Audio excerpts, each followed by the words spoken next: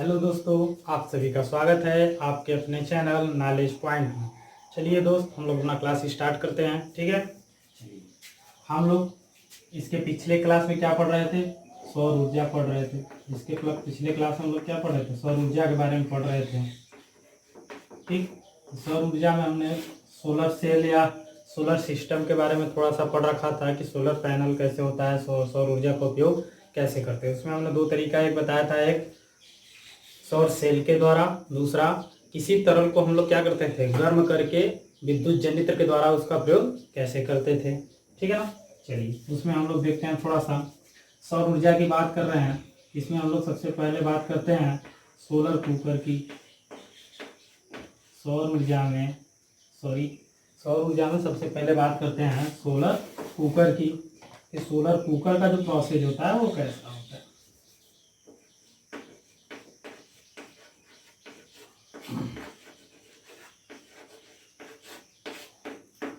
Solar cooker का प्रयोग कैसे करते हैं, आई बात समझ में? चलिए देखते हैं। ठीक है, आई समझे ना। चलिए आगे बढ़ते हैं, देखते हैं। देखिए सोलर कुकर में क्या होता है, कुछ इस तरीके का अरेंजमेंट होता है। कुछ इस तरीके का अरेंजमेंट होता है।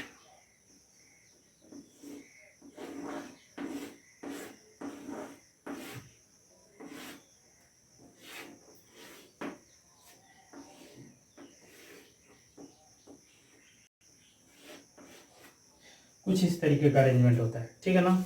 ये हमारा एक कांच होता है या इसको परावर्तक दर्पण बोलते हैं। क्या होता है? परावर्तक दर्पण। और ये कांच का प्लेट होता है।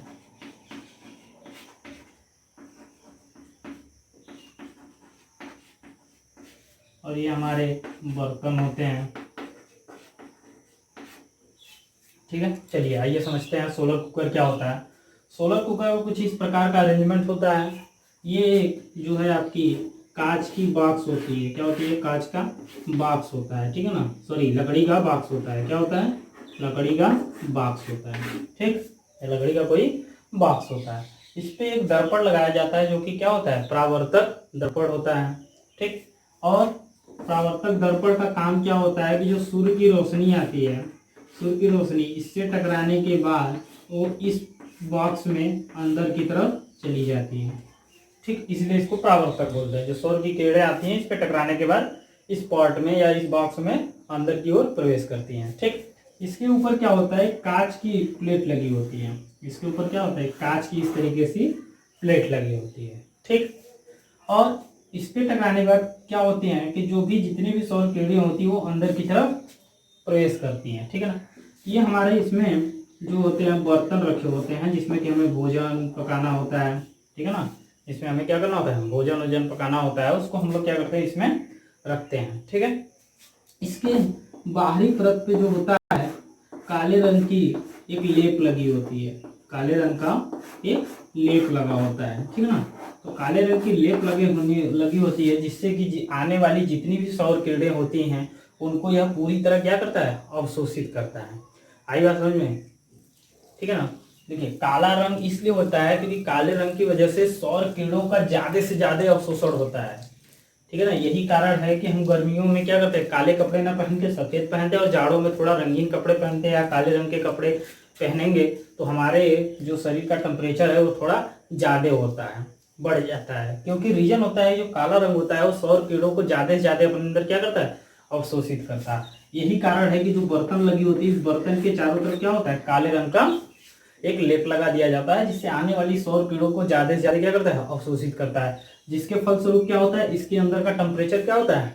बढ़ जाता है। इसके अंदर का टेम्परेचर बढ़ जाता है जिससे इसमें रखे हुए जो भी भोज्य पदार्थ होते हैं वो क्या होते हैं? पक जाते हैं। ठीक है ना, आई बात समझ में? सोलर कुकर क्या होता है, इसको एक प्रकार से इसको इसके हिसाब लेना चाहते हो तो ले लीजिए।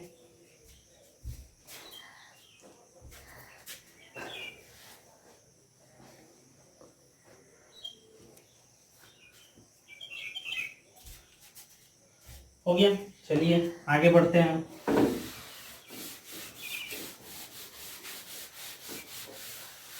चलिए आगे देखते हैं।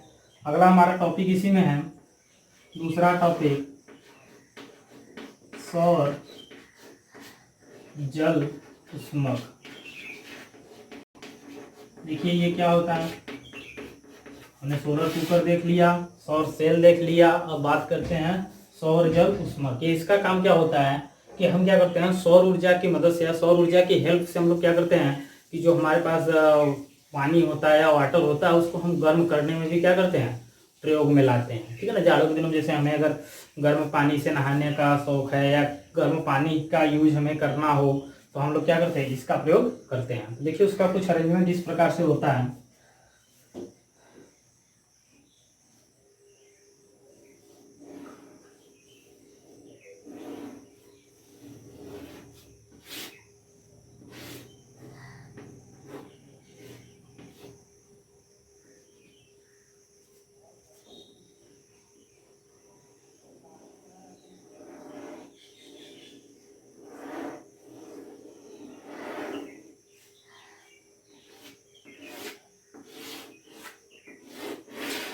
देखिए इसका अरेंजमेंट कुछ इस प्रकार होता है। ठीक है ना, इसमें क्या होता है,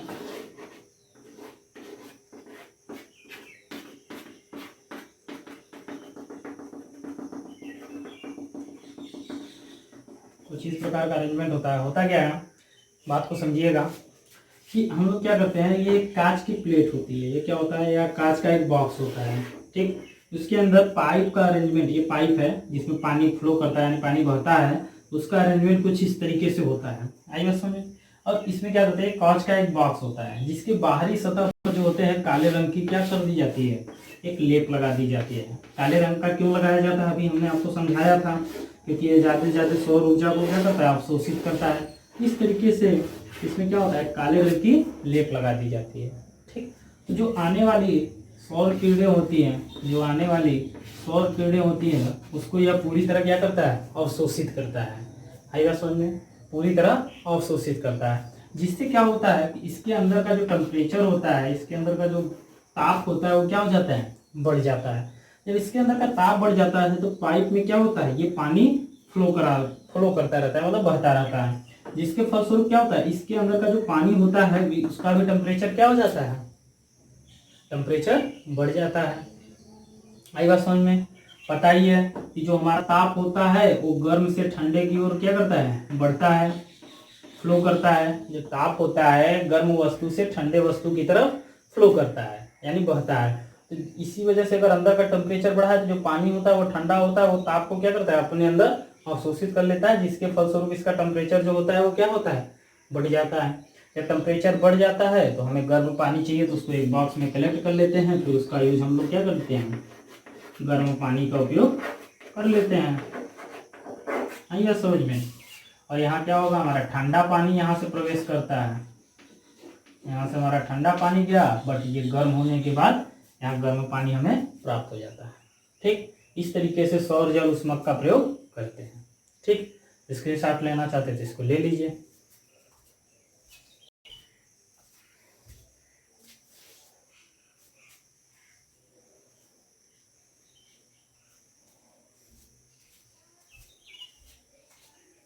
ठीक है, हो गया। चलिए देखिए इस तरीके से हम लोग देखें कि सौर ऊर्जा का प्रयोग हम कहाँ कहाँ पे किस तरीके से कर सकते हैं। ठीक है, चलिए आगे बढ़ते हैं। सौर ऊर्जा के बाद अगर हम बात करें किसकी, जल ऊर्जा की। सौर ऊर्जा के बाद हम किसकी बात करते हैं, जल ऊर्जा की। जल ऊर्जा, चलिए देखिए जिस तरीके से ये सब ऊर्जा के क्या हैं, वैकल्पिक स्रोत हैं। हमने बताया था कि ये सब ऊर्जा के क्या है, वैकल्पिक स्रोत और नवीकरणीय स्रोत। ठीक है ना, दोनों बातें हैं। तो ये ऊर्जा के जो है वैकल्पिक स्रोत हैं, तो ऊर्जा के वैकल्पिक स्रोत जो होते हैं हम उसमें सौर ऊर्जा पढ़ लिया, अब अगली बात करते हैं जल ऊर्जा की। ठीक है, देखिए जल ऊर्जा का जो प्रयोग है जो हम लोग बहुत टर्म में करते हैं, खास तौर से इसका ज़्यादा से ज़्यादा प्रयोग हम लोग बिजली उत्पादन में करते हैं। किसमें करते हैं, बिजली के उत्पादन में। आई बात समझ में। ठीक, चलिए देखिए उसका क्या होता है अरेंजमेंट है। आप लोगों ने भी सुना होगा बहुत सारे हाइड्रो पावर प्लांट होते हैं। ठीक है ना, बहुत सारे हाइड्रो पावर प्लांट है जहाँ पे कि जल के द्वारा क्या बनाया जाता है, विद्युत बनाया जाता है। बहुत सारे ऐसे डैम हैं जहाँ पे डैम बनाया जाता है, डैम के वहाँ द्वारा पे जल को क्या किया जाता है, जल से विद्युत बनाया जाता है, ठीक है ना। उसका अरेंजमेंट देखिए कुछ ऐसा होता है, आपको हम बताते हैं, समझिएगा। देखिए हम लोग क्या करते हैं, कोई हमारे पास जल का स्रोत होता है, ठीक है ना, हमारे पास कोई जल का स्रोत होता है जिससे कि जल एंट्री करता है, तो उसको हम लोग क्या करते हैं, एक डैम या कोई बॉक्स बना के या कोई डैम वैम बना के हम लोग क्या करते हैं, उसमें जल को एकत्रित कर लेते हैं। जो डैम वैम बनता है वहाँ पे देखेंगे जल को एकत्रित किया जाता है, तो वहाँ पे जो डैम होता है वहाँ पे हम क्या करते हैं, जल को एकत्रित करते हैं, ठीक। फिर हम लोग क्या करते हैं, पाइप अरेंजमेंट के द्वारा हम लोग क्या करते हैं, इसको नाम आपने सुना होगा डायनामो का,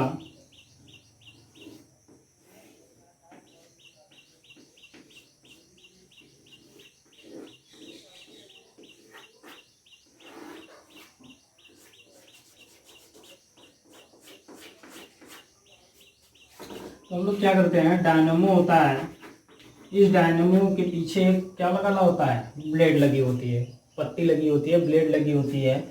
इस पानी के जरिए उस ब्लेड को हम क्या करते हैं, घुमाते हैं। आई बात समझ में। इस पाँचों की ये देखिए ऐसा अरेंजमेंट होता है कि ये पानी का जो फ्लो होता है, यानी जो पानी का बहाव होता है बहुत तेज होता है। कोई मूवी था स्वदेश मूवी है आई थिंक, स्वदेश मूवी में देखेंगे उसमें दिखाया गया है, तो उसमें क्या होता है, इस डैम के जो पानी होता है उसका फ्लो पाइप के अरेंजमेंट के द्वारा इस डायनामो के पास क्या किया जाता है, उसको फ्लो कराया जाता है उसके ब्लेड पे, उसकी पत्तियों पर। आई बात समझ में। जब उसकी पत्तियों पर फ्लो कराया जाता है तो ये पत्ती जो होती है घूमने लगती है, रोटेट करने लगती है, क्या करने लगती है, घूमने लगती है, रोटेट करने लगती है।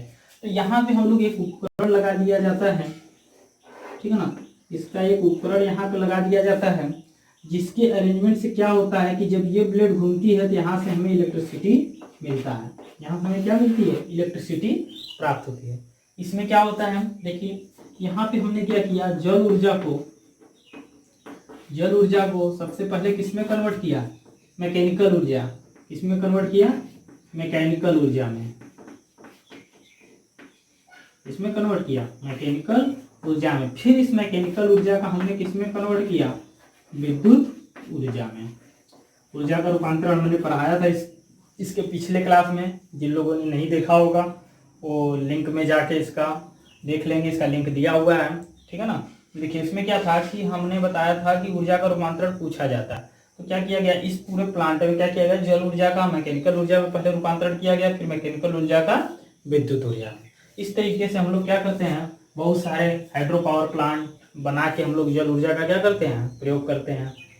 आई बात समझ में, ठीक है ना। स्क्रीनशॉट लेना चाहते हैं तो ले लीजिए।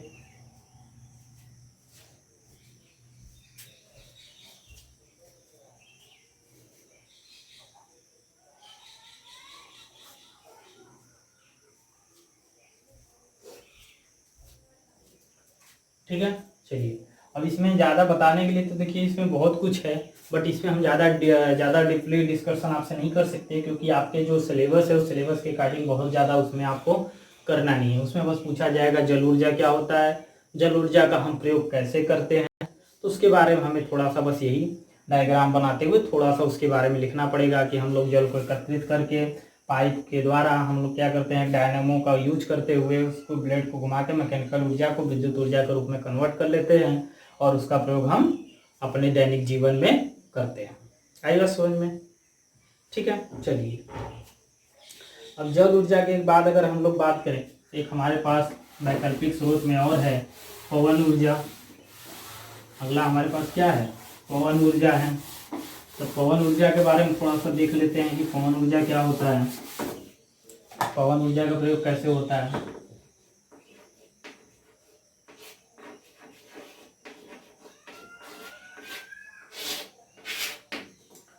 देखिए अब पवन ऊर्जा की बात करें तो पवन ऊर्जा देखिए बहुत सारे पहाड़ी क्षेत्र ऐसे होते हैं, बहुत सारे ऐसे पहाड़ी क्षेत्र हैं जहाँ पे कि बिजली का उपयोग जो है कि मतलब बिजली कम से कम पहुँचती है, या आए दिन बारिश होता है, पेड़ गिरते रहते हैं, तो वहाँ बिजली का जो होता है बिजली पहुँचना थोड़ा सा पॉसिबल मतलब थोड़ा सा कठिन होता है।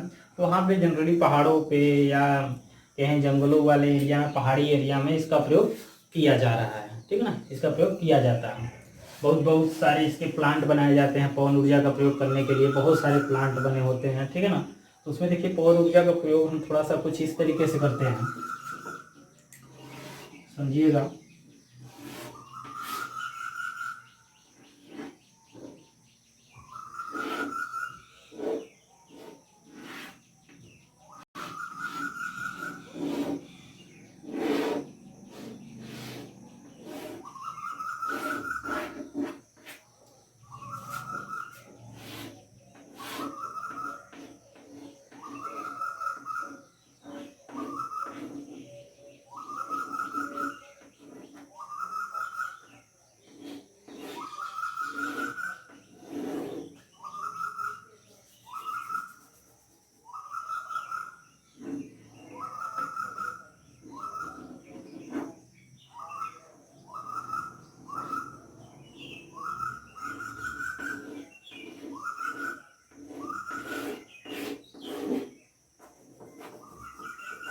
थोड़ा सा डायग्राम जो है थोड़ा सा उसको अच्छे से समझिएगा, थोड़ा डायग्राम बनाइएगा। देखिए क्या होता है, देखिए गियर होता है, ये क्या होता है, गियर सिस्टम लगा होता है यहाँ पे, ठीक है ना। यह गियर सिस्टम क्या करता है, गियर सिस्टम के द्वारा हम क्या करते हैं, ऊर्जा जो हमारी मैकेनिकल ऊर्जा होती है उसका ट्रांसफर करते हैं, ठीक है ना, इस तरीके से। ठीक, इस तरीके से मैकेनिकल ऊर्जा का ट्रांसफर हम लोग करते हैं। देखिए इसका प्रयोग,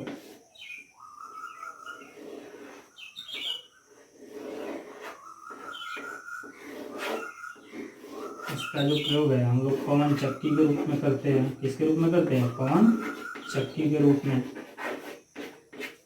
ठीक, चलिए देखिए क्या होता है कि हम लोग क्या करते हैं, ये हमारे प्रकार से देखेंगे एक ब्लेड का एक पत्ती लगा हुआ एक टावर होता है। क्या होता है, एक टावर होता है जिसमें कि ब्लेड इस तरीके से अरेंजमेंट उसका होता है। ठीक, जब हवा चलती है पहाड़ी एरिया में थोड़ा हवा जो होती है तेजी से चलती है, तो जब हवा चलती है तो इसकी वजह से ये क्या होता है, घूमने लगता है, या क्या करता है, घूमने लगता है। तो यहाँ गियर सिस्टम के द्वारा जो गियर होते हैं उनका प्रयोग करके हम लोग क्या करते हैं, इस एक पाइप होती है इस तरीके से, पूरा एक राड होता है, पाइप होती है, जब ये ब्लेड घूमता है तो ये भी हमारा क्या होता है, घूमता है, ठीक है ना। तो हम लोग क्या करते हैं, इस जो मैकेनिकल ट्रांसमिशन होता है या जो रोटेशनल होता है इसको गियर सिस्टम के द्वारा इस पाइप को हम लोग रोटेट कराते हैं, ट्रांसमिट करते हैं, ठीक है ना। इसको ट्रांसमिट करते हैं, फिर मैकेनिकल ऊर्जा यहाँ से ट्रांसमिट होती है। जो हमारा पवन चक्की होता है उसका अरेंजमेंट इसी से कर दिया जाता है। तो जब ये हमारा घूमता है तो यह पवन चक्की का जो हमारा होता है वो सिस्टम पूरा घूमता है, जो हमारे क्या हो जाती है, पवन चक्की पता ही आटा उटा पीसने के काम में आता है। तो वहाँ से हम लोग इसका प्रयोग इस तरीके से करते हैं। दूसरा प्रयोग हम लोग इसका इस तरीके से भी करते हैं, जैसे यही अरेंजमेंट हमारा अगर किससे कर लिया जाए, डायनामो से कर दिया जाए, यही अगर हमारा सिस्टम किससे कर दिया जाए, डायनामो से कर दिया जाए, तो डायनामो को जब ब्लेड को घुमाएंगे तो जो मैकेनिकल ऊर्जा होगी वो किसमें कन्वर्ट हो जाती है, पता ही है कि यहाँ अरेंजमेंट कर दिया जाता है जिससे मैकेनिकल ऊर्जा किसमें कन्वर्ट हो जाती है, विद्युत ऊर्जा में हो जाती है। किससे हो जाती है, विद्युत ऊर्जा में। जैसे भी जल ऊर्जा में कर रहे थे, जल ऊर्जा में हम लोग ब्लेड घुमा रहे थे पानी के द्वारा, जल के द्वारा, बट यहाँ पे हम लोग इसी ब्लेड को किससे घुमा रहे हैं, इसके द्वारा, इस अरेंजमेंट के द्वारा। इस अरेंजमेंट के द्वारा अगर हम घुमाएंगे तो जो हमारा होगा मैकेनिकल ऊर्जा वो किस में आ जाएगा, विद्युत ऊर्जा में। तो इसमें क्या होता है, पवन ऊर्जा सबसे पहले किस में कन्वर्ट होती है, मैकेनिकल ऊर्जा में, यानी यांत्रिक ऊर्जा में। मैकेनिकल ऊर्जा जो होती है, कि मैकेनिकल ऊर्जा किस में कन्वर्ट हो जाती है, मैकेनिकल ऊर्जा किस में कन्वर्ट हो जाती है, विद्युत ऊर्जा में भी हो जाती है। किसमें हो जाती है, विद्युत ऊर्जा में हो जाती है। ठीक, और अगर विद्युत ऊर्जा में प्रयोग न करके यहाँ पे अगर पवन चक्की करा दें, जहाँ मैकेनिकल ऊर्जा ही होती है, ठीक है ना, मैकेनिकल ऊर्जा ही, इस मैकेनिकल ऊर्जा का ही ट्रांसमिशन यहाँ से पवन ऊर्जा का मैकेनिकल ऊर्जा में हो जाता है और उसका प्रयोग हम लोग पवन चक्की में कर लेते हैं। लेकिन अगर उसका हम लोग किसमें कर दें, विद्युत ऊर्जा बनाने में कर लें, तो क्या हो जाएगा कि पवन ऊर्जा का जो प्रयोग है वो जो रूपांतरण होता है वो किसमें होगा, पहले मैकेनिकल ऊर्जा में, फिर उस मैकेनिकल ऊर्जा का किसमें हो जाएगा, विद्युत ऊर्जा में। आइए इतनी बात समझ में, नोट कर लीजिए इसको।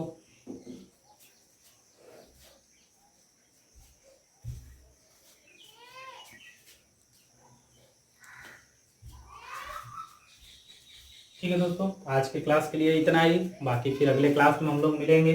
आज के लिए इतना। अगर वीडियो आपको पसंद आ रहा है तो ज़्यादा से ज़्यादा लोगों के पास शेयर करें। Thank you.